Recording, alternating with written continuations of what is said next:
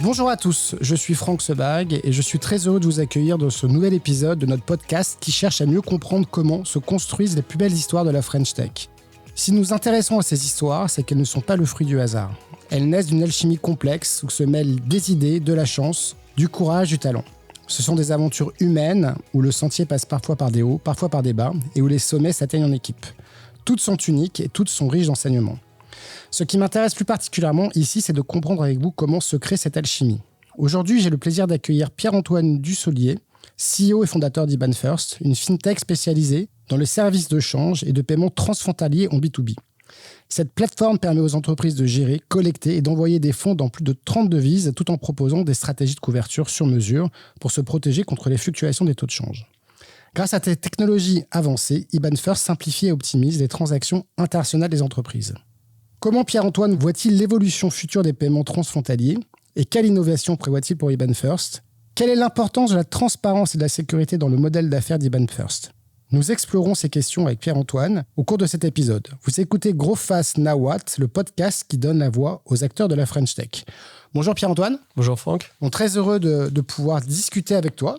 Donc, on connaît IBAN First dans l'écosystème depuis longtemps, mais en fait, je pense que les gens ne connaissent pas encore assez cette marque. Est-ce que tu peux nous rappeler un petit peu ton parcours et rappeler un peu la proposition de valeur d'IBAN First ? Oui, bien sûr. Déjà, tu as fait une super présentation au début, et je suis d'accord, on n'est pas assez connu, mais du coup, on n'est pas assez connu aussi peut-être en France parce qu'on n'est pas French Tech vraiment, en fait, parce qu'on est incorporé en Belgique au départ, historiquement, et en fait, on est présent dans toute l'Europe. Donc, la France, c'est in fine que 15% de notre chiffre d'affaires aujourd'hui, même si moi je suis français, que j'habite à Paris, qu'une grosse partie de nos équipes sont en France, que historiquement on avait des investisseurs français, dont Xavier Niel et plusieurs fonds d'investissement français, donc on avait vraiment ces racines françaises. Mais sinon on est global en Europe, et on est global comme nos clients sont globaux aussi, parce que en fait on facilite les opérations de paiement cross-border de nos clients. Ça veut dire nos clients, c'est des PME qui veulent payer un de leurs fournisseurs à l'autre bout de la planète dans une autre devise que l'euro. Eh bien, en nous utilisant, elles auront une meilleure expérience. Ça sera moins cher, plus rapide, plus transparent qu'avec une banque traditionnelle. Donc, on est concurrent des banques. L'alternative, on est une alternative aux banques pour faire ce business-là. Et voilà, et tout se développe très bien. Et donc, tu me posais la question, oui, en fait, d'où tout ça vient. En fait, moi, j'ai quasiment toujours été entrepreneur. J'ai commencé à travailler dans une banque au début de ma carrière à Londres, et je faisais du change dans cette banque. Ça a duré que 3 ans. Et puis au bout de 3 ans, j'ai eu envie d'entreprendre et j'ai créé une première société qui faisait du courtage sur les devises, mais pour les particuliers à l'époque. Donc c'est Cambis.com. Cambis.com, exactement. C'est un bon nom des années 2000 en fait. Voilà, et qui voulait dire ce que ça veut dire, parce que Cambis, c'est quelqu'un qui fait du trading de change. C'est un mot français et qui est parfois aussi utilisé même en anglais, parce qu'il n'y a pas d'autres mots qui décrivent cette activité, mais ce qui est marrant, c'est qu'il y a quand même un mot. C'est-à-dire, il n'y a pas un mot pour quelqu'un qui fait du trading d'actions ou du trading d'options ou de bonds, mais il y a un mot pour définir quelqu'un qui fait du trading de devises. Donc du coup, cette boîte a super bien fonctionné. Je l'ai vendue assez vite à Saxo Bank, et ensuite j'ai développé les activités de Saxo Bank en Europe de l'Ouest, et ça a été une super aventure parce qu'on a beaucoup grossi. Donc de 2008 à 2016, on est parti d'un tout petit truc à quelque chose qui faisait sur mon périmètre plus de 30 millions d'euros d'EBITDA et qui cartonnait. Et puis à un moment donné, j'avais envie de re-entreprendre, me dire que sinon j'allais devenir trop vieux et que j'aurais plus envie et l'envie et de le faire. Et c'est là où j'ai créé IBAN First. Qui s'appelait à l'époque FX4Biz. Exactement. C'est ça au départ. FX4Biz. Donc FX4Biz, ça voulait dire Foreign Exchange for Business. Ce nom, je le trouvais assez cool, mais nos premiers clients ne le comprenaient pas en fait. Donc je me souviens, nos commerciaux, ils disaient toujours au téléphone François, Xavier, Kat, BIZ. Enfin, c'était incompréhensible. Donc du coup, on l'a changé en mettant en avant quelque chose où on est très fort, c'est les IBAN, création d'un IBAN. IBAN, ça veut dire International Banking Account Number. Ça, on est très bon parce qu'on est membre Swift et on a un agrément de PSP aujourd'hui. Donc c'est technique, mais c'est pas un agrément bancaire, c'est un agrément en dessous de l'agrément d'une banque. Mais en revanche, d'habitude, les PSP ne sont pas les membres directs de Swift. C'est les banques qui le sont. Nous, on a pris la décision depuis le départ d'être un membre direct de Swift qui nous permet du coup de créer des IBAN et de faire des choses comme ça. et d'offrir donc un service top du top à nos clients. Et on reviendra sur la notion de transparence. En amont de ça, tu disais que tu avais été financé par des investisseurs français. Donc, 2016, Xavier Niel, 2018, Serena, 2020, une série C principalement avec BPI et Laya. Et donc après, en 2021, Marlin Equity, qui est un fonds de prêt equity, rachète, j'imagine, tes investisseurs historiques pour une nouvelle histoire. Ce qui veut dire que tu as vécu ces différentes périodes et aujourd'hui, c'est important de le dire, vous êtes rentable, parce qu'en fait, on parle beaucoup de sociétés tech qui ne le sont pas. Il y a quelques KPI qui m'ont intéressé, à savoir qu'aujourd'hui, c'est un peu plus de 10 000 clients, un chiffre d'affaires qui va avoisiner les 70 millions d'euros, une profitabilité, 10 pays. Donc, cette profitabilité, c'est quelque chose que vous avez cherché dès le départ ou c'est venu avec le temps ? Comment vous avez positionné ce sujet Je crois que du coup, comme IBAN First, c'est ma deuxième société, que ma première société faisait du courtage de devises, était tout de suite très rentable en fait. J'ai toujours eu en tête de créer une société rentable. Ça veut dire que c'était dans notre ADN depuis jour 1, même si on a levé des fonds avec des VC et qu'on a bénéficié d'un écosystème de la French Tech dynamique, etc., qui nous a permis de lever beaucoup d'argent et aussi de burner beaucoup d'argent à certains moments. On avait toujours cette petite idée en tête qu'il fallait faire attention et avoir un business model rentable. Ce qui nous a retenu dans beaucoup de développements qu'on voulait faire. À chaque fois, on réfléchit. Est-ce qu'on est en train de résoudre un problème pour nos clients et en même temps, est-ce que cette résolution de problème va nous rapporter de l'argent ? Parce qu'en fait, il y a beaucoup de choses qu'on peut améliorer, que ce soit dans la fintech ou dans tous les secteurs, en fait. Mais souvent, on peut les améliorer et les clients se disent « c'est génial !» Mais en fait, c'est pas rentable de le faire. Donc, en fait, à chaque fois qu'on lance un nouveau feature, un nouveau produit, on fait une évolution, on réfléchit au fait, est-ce que c'est vraiment rentable et à quel moment ça va vraiment, on va pouvoir vraiment le scaler.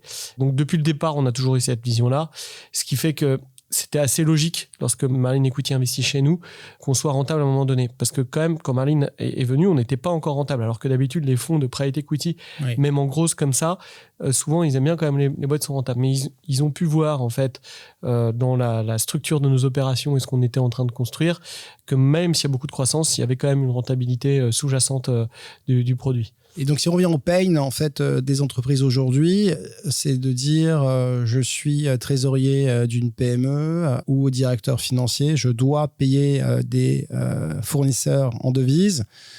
Et aujourd'hui, ma banque traditionnelle ne traite pas, je considère qu'elle ne traite pas bien mes opérations. Et donc, vous venez répondre en fait à ce problème ? Ouais, voilà, exactement. En fait, c'est toute l'expérience du paiement international qui est dysfonctionnel historiquement dans les banques. Donc, ça peut être le prix, déjà. Oui. Rien qu'avoir du prix de change en temps réel lié à un paiement. Donc, dans la même transaction, en fait, les banques ne proposent pas ça. Elles proposent d'un côté du change et de l'autre côté du paiement. Mais elles ne savent pas faire les deux choses en même temps. Elles ne savent pas faire deux choses en même temps aussi parce qu'en général, le change est fait dans la salle des marchés et le paiement est fait à un autre endroit dans la banque. Donc, c'est par exemple Sgib qui fait le change, SG qui fait le paiement, Cassib qui fait le change, Casa qui fait le paiement, ainsi de suite, ainsi de suite. C'est le même fonctionnement dans toutes les banques. Et ce qui fait qu'à la fin, le client qui veut simplement faire du paiement avec un bon prix de change, en fait, il a une mauvaise expérience.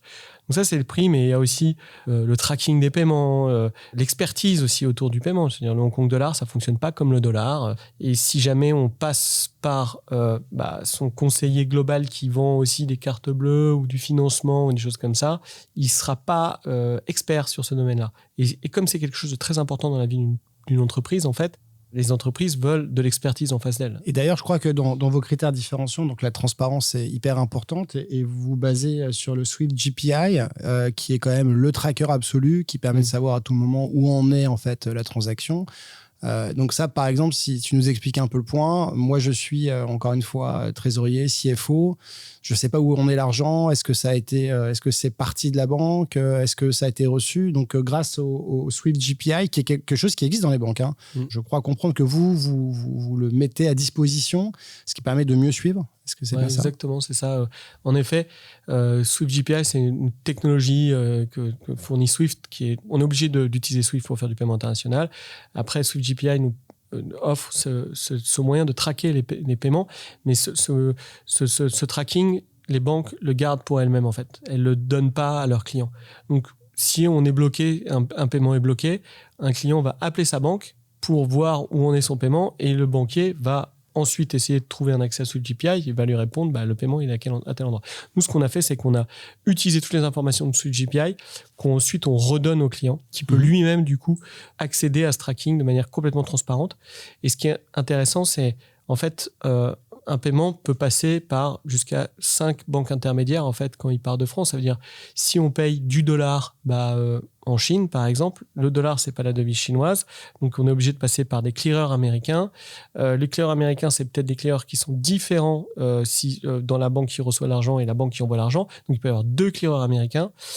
Et à chaque étape de ce paiement, donc il part par exemple de France, qui va dans une banque américaine, qui va dans une autre banque américaine, qui va ensuite dans une banque hongkongaise par exemple, chaque banque a des critères différents par rapport à ce paiement, des horaires différents aussi de back-office, parce qu'il y a des time zones qui vont jouer, il y a beaucoup de paramètres qui peuvent jouer, et donc le paiement peut se bloquer, peut mettre plus longtemps que prévu, ou il y a beaucoup de raisons pour lesquelles il peut être bloqué. Et ça, et avoir aucun contrôle pour un client sur ça, c'est une catastrophe en fait, parce que c'est très important d'être sûr que son paiement est vraiment parti et qu'il va vraiment arriver et avoir une idée de quand il va arriver. Et ça, c'est au cœur de notre service, d'aider le client pour ça, parce qu'on sait aussi par exemple que beaucoup de clients qui sont des importateurs, en fait, vont avoir leurs marchandises qui vont être débloquées que quand leur fournisseur va recevoir le paiement. Tant qu'elles n'ont pas reçu le paiement, le fournisseur ne va pas débloquer l'argent.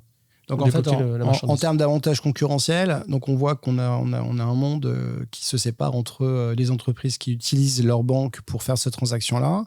Après, vos concurrents, en fait, dans le monde non bancaire, c'est des concurrents qui ont grandi avec vous, c'est des concurrents internationaux. Comment tu situes le... C'est vachement intéressant parce qu'en fait, dans des concurrents en Europe continentale avec de la technologie, il n'y en a pas. En fait, il n'y a que des concurrents qui sont historiquement des concurrents anglo-saxons.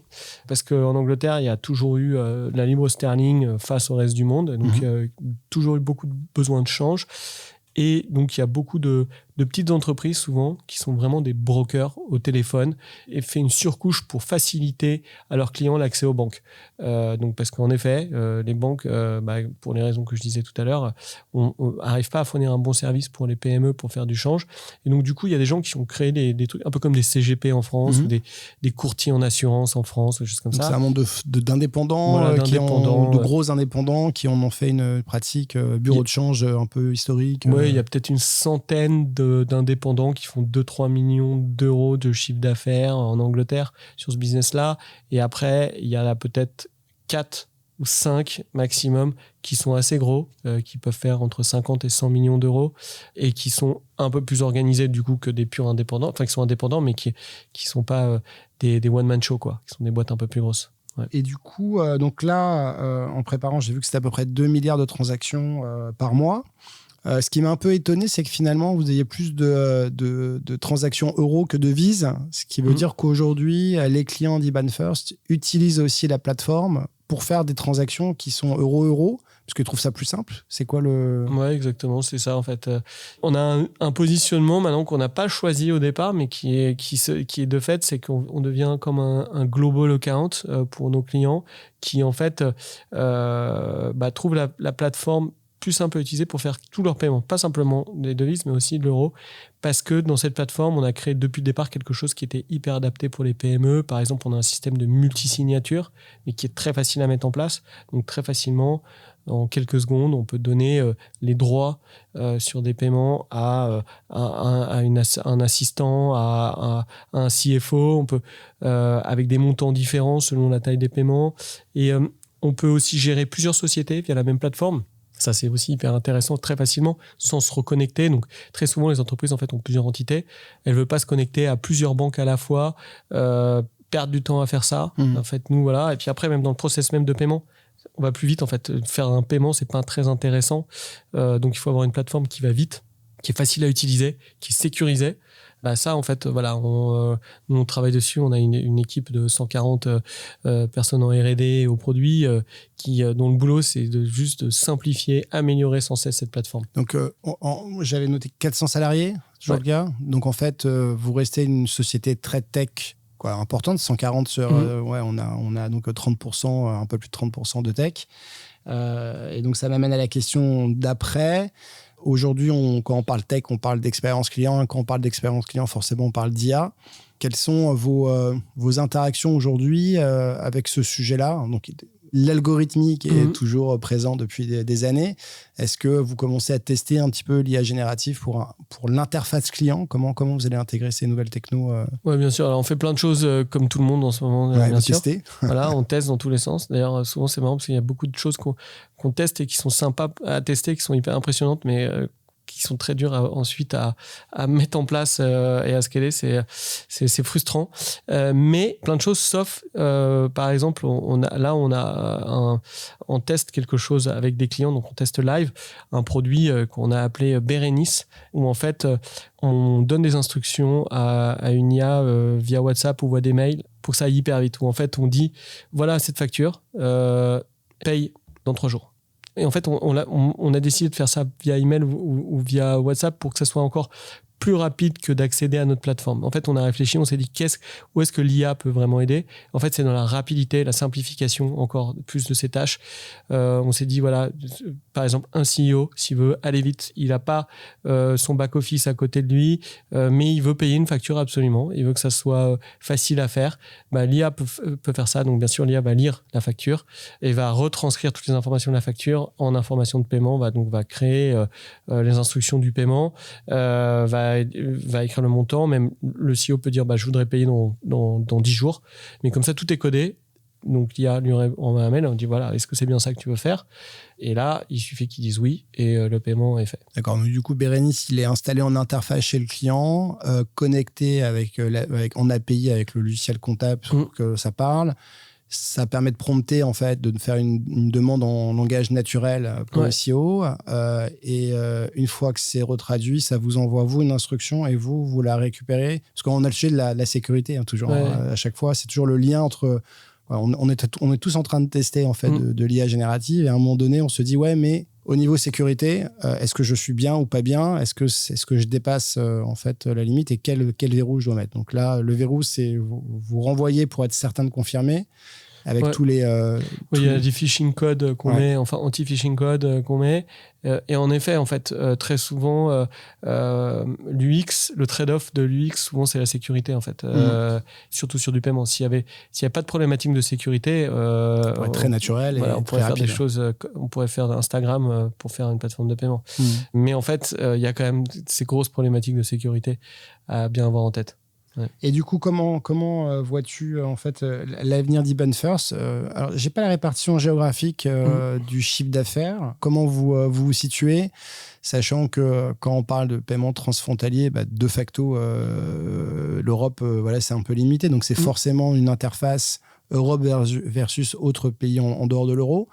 Est-ce que ça veut dire que même si vous avez une grosse base en France, vous prévoyez d'être un peu partout pour avoir une représentation et un go-to-market pour aussi avoir, je sais pas, du dollar versus euro plutôt que euro versus dollar? Comment ça, ça se monte? Déjà, continuer ce qu'on fait en Europe. Enfin, on a fait un plan en 3 phases. Tu as dit tout à l'heure, cette année, on va faire 70 millions d'euros de chiffre d'affaires. On s'est déjà fixé comme objectif d'aller jusqu'à 100 millions avec notre périmètre géographique actuel. On a beaucoup grossi dans beaucoup de géographies ces dernières années. Là, on veut un peu calmer le jeu. Et pour le moment, c'est assez facile, en fait, de continuer à faire ce qu'on fait et toutes les géographies grossissent en Europe. Donc ça, c'est pour aller jusqu'à 100 millions. Et ensuite, pour aller au-dessus, la stratégie, c'est peut-être aller justement vers les États-Unis, puis l'Asie. Et là, ça serait plus pour aller encore chercher 250 millions d'euros de revenus. Mais on sait qu'on a une super opportunité aux États-Unis, par exemple, qui est un marché différent, parce que le dollar, c'est au centre, c'est la monnaie principale du monde. Donc, en fait, il y a moins de transactions, mais quand il y en a, elles sont plus importantes.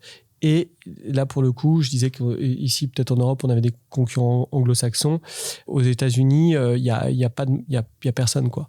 Donc, c'est un super marché vierge pour nous. D'accord. Donc, expansion à terme internationale, parce que là, aujourd'hui, donc il faut absorber la croissance. Il y a le produit, donc c'est important d'avoir le meilleur produit avant de partir. Donc, stabilisation pour redéploiement. Et aujourd'hui... Parce que pour accélérer aux États-Unis, du coup, ça veut dire aussi potentiellement avoir encore plus en fait, de moyens et du coup, à ce moment-là, peut-être d'aller chercher d'autres financements. Oui, tout à fait. Pour cette prochaine étape, on ira chercher d'autres investisseurs, c'est certain. Et, mais donc ça, c'est plutôt pour 2025. On réfléchit à faire une autre opération sur le capital dans les années qui viennent. Autre chapitre qu'on n'a pas encore abordé, c'est toute la partie talent et culture d'entreprise qui est très intéressante, surtout avec un serial entrepreneur. Donc, tu as eu une première vie où tu as monté une première boîte qui a été rachetée. Donc, tu as pu voir aussi le choc j'imagine, un choc de culture. Alors, j'ai pas d'informations particulières, mais il y a toujours un choc de culture quand deux entreprises se mélangent. Avec quelle certitude tu es arrivé quand tu as créé ta deuxième entreprise? Là, vous êtes 400 salariés, ce qui veut dire que il y a eu des effets de seuil, nécessité de passer d'un moment où tu connais tous les salariés à un moment où tu as forcément un middle management, tu mets en place. Voilà. C'est quoi les grandes leçons? Quelle culture, en fait, tu as souhaité véhiculer dans l'entreprise aujourd'hui? Les grandes leçons, c'est que c'est pas facile, ça, en fait. C'est pas quelque chose de si facile que ça de grossir, surtout quand, en effet, on peut plus connaître toutes les personnes qui sont dans la société. On est dans 10 pays en Europe, donc ce qui est sympa, c'est qu'on a dans chaque pays une culture très entrepreneuriale. Donc ça veut dire que, je sais pas, en Espagne, ils sont petits, ils sont 10, en Allemagne, ils sont 50, et ça vit comme des petites boîtes. Alors on fait attention, on va pas créer des baronnies non plus, et qu'il y ait une culture commune, mais chacune des petites entités, en fait, peut se développer encore comme une mini start-up, quoi. Donc ça, c'est génial. Et ce qui nous permet, en fait, d'être encore à 400, d'être encore avec un état d'esprit très start-up. Voilà. Après, moi, personnellement, c'est frustrant. En étant à Paris, on est 200 à Paris. Et oui, de ne pas connaître les gens, enfin tout le monde. Encore une fois, je connais mieux tous mes bureaux étrangers que mes bureaux parisiens où je suis la plupart du temps, in fine. Mais je crois que il faut s'y faire, entre guillemets. En effet, le middle management aussi, c'était un truc auquel je me disais, il faudrait jamais qu'on ait, d'avoir des managers de managers. Ouais. C'est un mal nécessaire à un moment donné. C'est un mal nécessaire, voilà. Et j'ai réussi à en embaucher donc ces middle managers avec qui je m'entendais bien, parce qu'historiquement je m'entendais plutôt avec des gens qui aimaient les startups, qui étaient un esprit entrepreneur et qui voulaient justement pas aller travailler dans les grands groupes. Donc j'ai quand même trouvé des gens qui venaient de grands groupes, qui ont accepté de venir chez nous et avec qui j'ai pu m'entendre et qui arrivent à bien aussi adhérer à la culture, à notre culture. Donc voilà, donc c'est work in progress perpétuel, quoi. C'est quelque chose, je pense qu'on n'a jamais trouvé de solution fixe, quoi. Donc on est toujours en train de travailler sur ces sujets perpétuellement. Et vous êtes en modèle très flex en termes de, parce que là aussi on rencontre beaucoup d'entrepreneurs, voilà, c'est au quotidien, et on a des écoles, des gens qui ne jurent que par une flexibilité totale, d'autres qui ne jurent que par office first. Et j'en rencontre de plus en plus, surtout dans les sociétés qui sont en croissance, bizarrement, puisqu'en fait, beaucoup disent que pour pouvoir faire passer la culture, c'est bien d'avoir aussi les gens au bureau. Dans quel état d'esprit vous êtes chez Eban First? Écoute, j'ai plusieurs états d'esprit, mais qui reflètent d'ailleurs un peu aussi la culture de la boîte et qui on est. Ça veut dire qu'en fait, comme tu l'as vu, je te l'ai dit, on est 140 personnes à la tech en général, mais et aussi à peu près le même nombre de personnes qui sont dans les fonctions de vente. Et ces deux populations, par exemple, sont complètement différentes. Et pour tout ce qui est tech et R&D et produits, on va dire qu'il y a beaucoup plus de flexibilité et une flexibilité qui fonctionne très bien. En revanche, du côté de la vente, c'est pas exactement la même chose. Et la vente, on préfère qu'elle soit dans les bureaux tous les jours ou alors chez des clients plutôt que chez elle. Ouais. Donc du coup, on a quelque chose qui est différent selon des règles qui sont différentes selon les départements. Les départements. Ouais. Ok. Très bien. Et donc, à ton agenda, là, en dernière question, c'est quoi les 3 choses qu'il faut craquer pour faire avancer l'entreprise? On a déjà esquissé quelque chose, on a parlé un peu de l'international, du produit. C'est quoi les gros sujets là, qui vont t'occuper dans les 6 prochains mois? C'est une bonne question. Écoute, déjà, le premier sujet, c'est continuer ce qu'on fait bien. Ça veut dire pas faire d'erreurs, continuer à exécuter de la manière dont On a toujours exécuté, continué à scaler la boîte. C'est la première chose. La deuxième chose, c'est on a acheté une société en Angleterre il y a pas longtemps. L'Angleterre, c'est le marché historique de notre business dans lequel on n'était pas présent parce que nous, on s'est créé en Europe continentale. Donc là, ce qui est bien, c'est qu'on va se battre face à des acteurs historiques mais qui n'ont pas de technologie en général. Donc c'est bien de montrer notre proposition sur le marché anglais. Et donc pour nous, c'est réussir l'Angleterre. Si on réussit bien l'Angleterre, c'est incroyable. Donc c'est la deuxième chose. Et la troisième chose, eh bien écoute, la troisième chose, je sais pas, ça va être peut-être les États-Unis et une levée de fonds future, voilà, avec 2025. 2025, ouais. Ok, voilà. Super. Bon, merci beaucoup, Pierre-Antoine. Ouais. Ainsi se clôture notre podcast. Très heureux d'avoir échangé et je vous propose de nous retrouver sur nos prochains épisodes de Grow Fast Now What. Merci. Ouais. Merci, Franck.